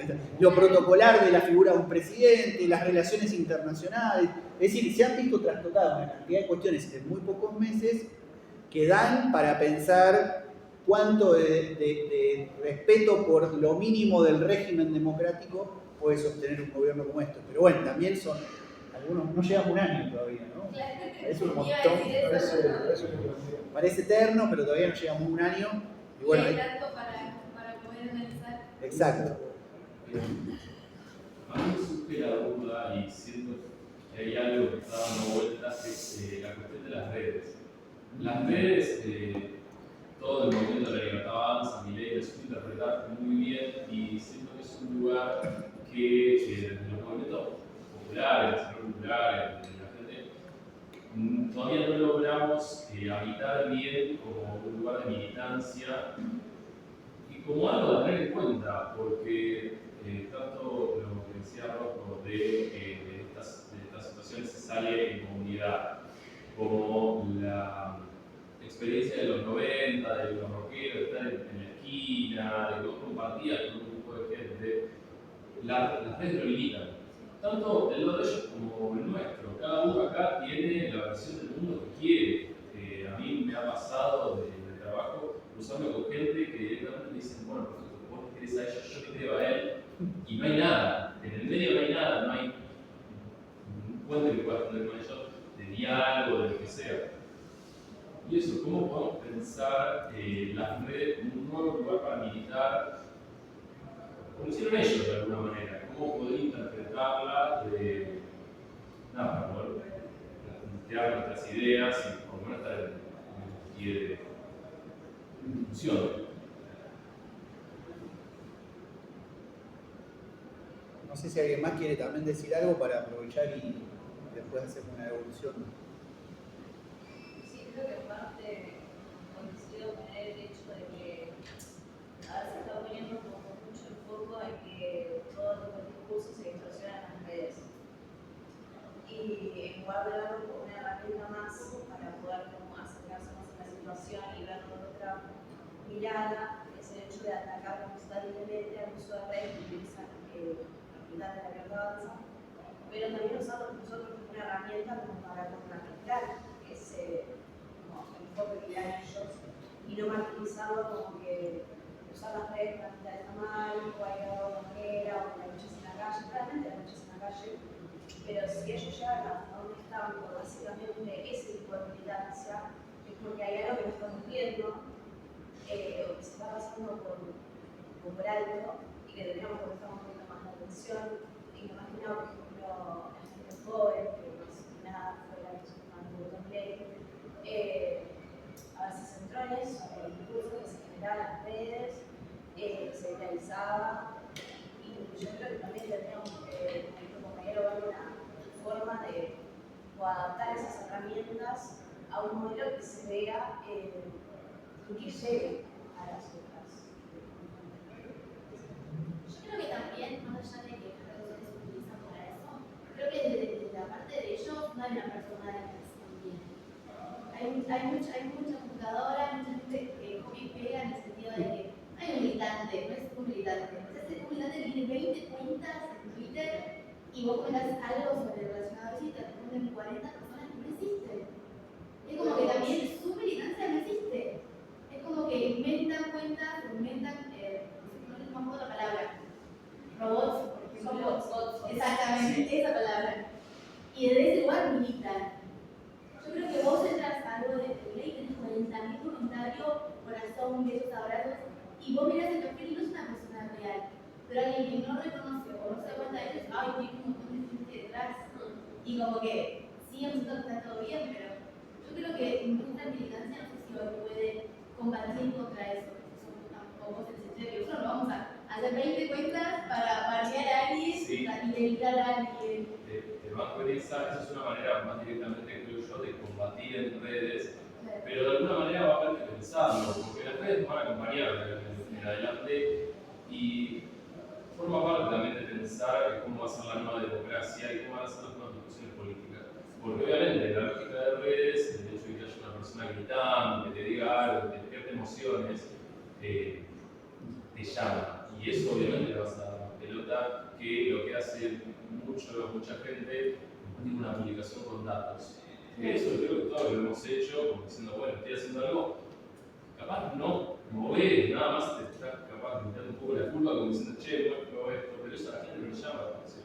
Le llama la atención lo que te indigna, alguien gritando, todo eso. Entonces, más allá de los bots, que lo conocemos como una herramienta, es un espacio donde todos estamos metidos. Y no por una cuestión de número, porque obviamente uno ve un stream y ve 300.000 personas y la Argentina tiene 40 millones de habitantes, pero cada uno de esos 300.000 personas, 30.000 personas son un nicho de gente en donde estamos todos, está todo el mundo y se lleva a cabo a través de eso un discurso de individualismo que cada vez nos aísla más y que deja muy lejos esta idea de comunidad organizada, de encontrarte. No sé.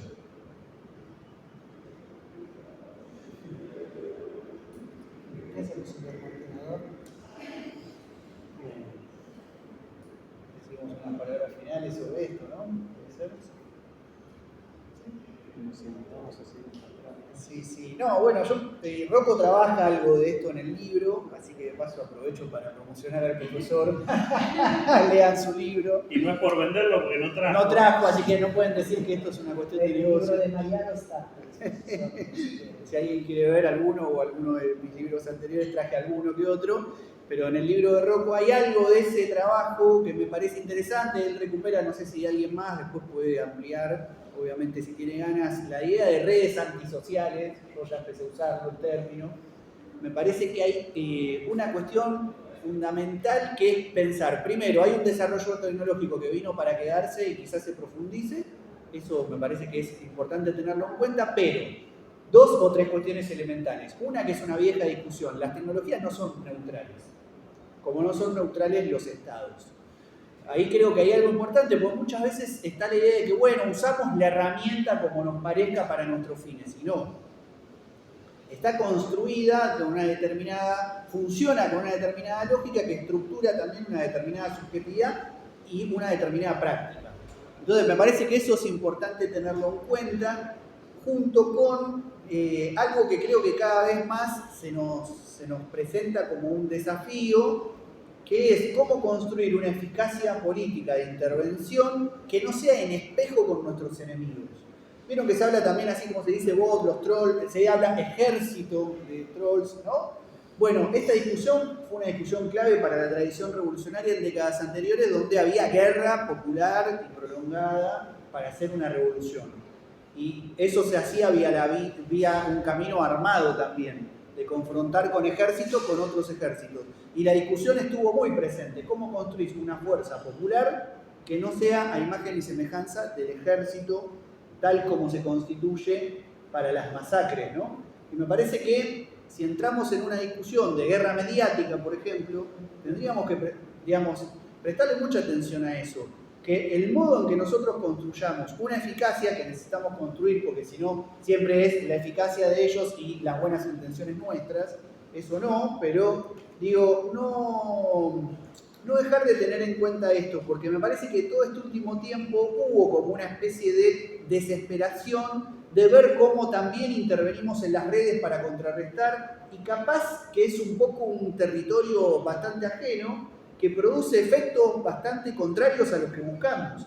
Entonces yo no sé si, sin negar la presencia de la tecnología y lo que va a seguir estando y quizás cada vez más en la vida de la humanidad, yo no sé si no pasa más hoy por tratar de hacer un trabajo que le preste atención a poder construir otras dinámicas políticas en nuestras vidas que quizás se desconecten un poco de esa lógica de red social, que promueva una cuestión del encuentro de los cuerpos para hacer otras cosas, y que el uso que se haga sea limitado teniendo en cuenta los límites que tiene la propia estructura técnica, que implica no solo una cuestión muy blanco sobre negro y nichos, sino además determinadas formas de expresión. Si vos querés construir algo que tenga llegada en las redes, tenés que hablar de una manera, pararte de una manera, decir las cosas simplificando el lenguaje y la complejidad de ideas. Y yo no sé cuánto ganamos si haciendo eso tenemos éxito. No lo venimos teniendo, pero digo incluso, si nos abrimos un streaming y hablamos todo así como hablan, 1, 2, 4 tips para pensar la emancipación, y llega a miles de personas, ¿estamos ganando o estamos perdiendo en realidad? A mí esa es la duda que me queda, comparado con otros momentos del desarrollo tecnológico. En algún momento apareció el cine, apareció la televisión, apareció la radio. Digo, para pensar los ejemplos de los 90, nadie quería armar un canal y una figura como Tinelli. Digo, lo que se hacía era construir un antagonismo contra esa lógica, se decía, del mundo del espectáculo que vive una realidad que no es la real, que está en la esquina, que está en los barrios, que está circulando por los cortes de ruta, por las movilizaciones, etc. Bueno, yo de nuevo, no lo sé, quizás estoy teniendo una mirada antigua frente a algo que ya cambió demasiado y requiere otras formas de intervención, por eso pongo en duda mi propia palabra, pero también me permito poner en duda que quizás lo que tenemos que hacer es intervenir en las redes para contrarrestar cómo ellos intervienen en las redes. Por esto mismo, porque de repente nos vamos a encontrar discutiendo con 40 personas, no son personas, estamos discutiendo con nadie. Entonces, ponerle que ganamos la discusión ahí, ¿a quién le ganamos? Si son 40 fantasmas, ¿no? Entonces eso me genera como mucha duda, y creo que tenemos que problematizar también el vínculo que tenemos cada quien con las tecnologías, ¿no? Sin pensar de nuevo que es una cuestión individual, que cada uno lo va a solucionar, pero algo de cada quien hay, ¿no? También en toda política siempre es cómo nos posicionamos. Digo, con una injusticia, en última instancia uno se resigna ante la injusticia o la combate. Entonces con las redes y con la tecnología pasa un poco lo mismo. Las tenemos que usar porque hay algunas cuestiones que son inevitables. Bueno, ahora vamos a estar todo el día, porque como se decía en un momento la caja boba, la televisión. Yo miro un montón, acá tengo una remera de una serie, o sea, miro series todos los días, etc. No es que digo, no hay que mirar series de plataformas porque estupidizan a la gente. No, buenísimo, un par de ratos por día o un rato a la noche miro series. Ahora, mi vida no es la pantalla. ¿Se entiende? Como creo que hay algo ahí que es importante pensar, que la vida humana es muy compleja. Entonces puede tener un poquito de redes, libros, cine, música, encuentros, movilizaciones, universidad. El problema es cuando toda nuestra vida empieza a pasar por la pantallita, ¿no? Que además, como decía hoy, que me hicieron una nota una gente amiga de Córdoba, me preguntaban sobre esto y yo les decía, además empobrece nuestra experiencia. Ustedes fíjense, la experiencia de ir a un recital en vivo y ver una banda y la experiencia de escuchar a una persona que canta con una música hecha con una maquinita desde el celular. Se escucha horrible, es una producción horrible, estamos nosotros frente al celular y nada más. ¿Qué mejor que ir a un gran evento, una banda que toca en vivo, etcétera? El cine, miremos una pantallita o miremos una gran pantalla. La cuestión de la imagen, que hoy es preponderante. Miremos una fotografía en Instagram y miremos una fotografía hecha un cuadro, sacada por alguien que estudió fotografía, que tiene una máquina que procede de un modo diferente al celular, bueno, etcétera, etcétera, ¿no? Digo, me parece que la experiencia humana se ve empobrecida si quedamos solamente atrapados en la conexión con la pantallita chiquita, ¿no? Me parece que hay algo ahí que hay que tratar desde la sensibilidad también, de experimentar otras formas de vida en lo inmediato con lo que podemos y luego hacer de eso una política para intervenir a nivel de un país y del mundo entero, ¿no?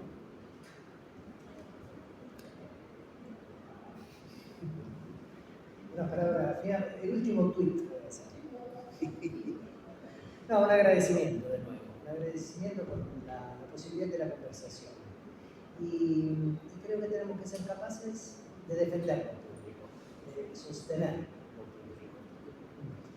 Sostener la universidad, sostener el Estado, complejizar las ciencias sociales, complejizar las ciencias humanas.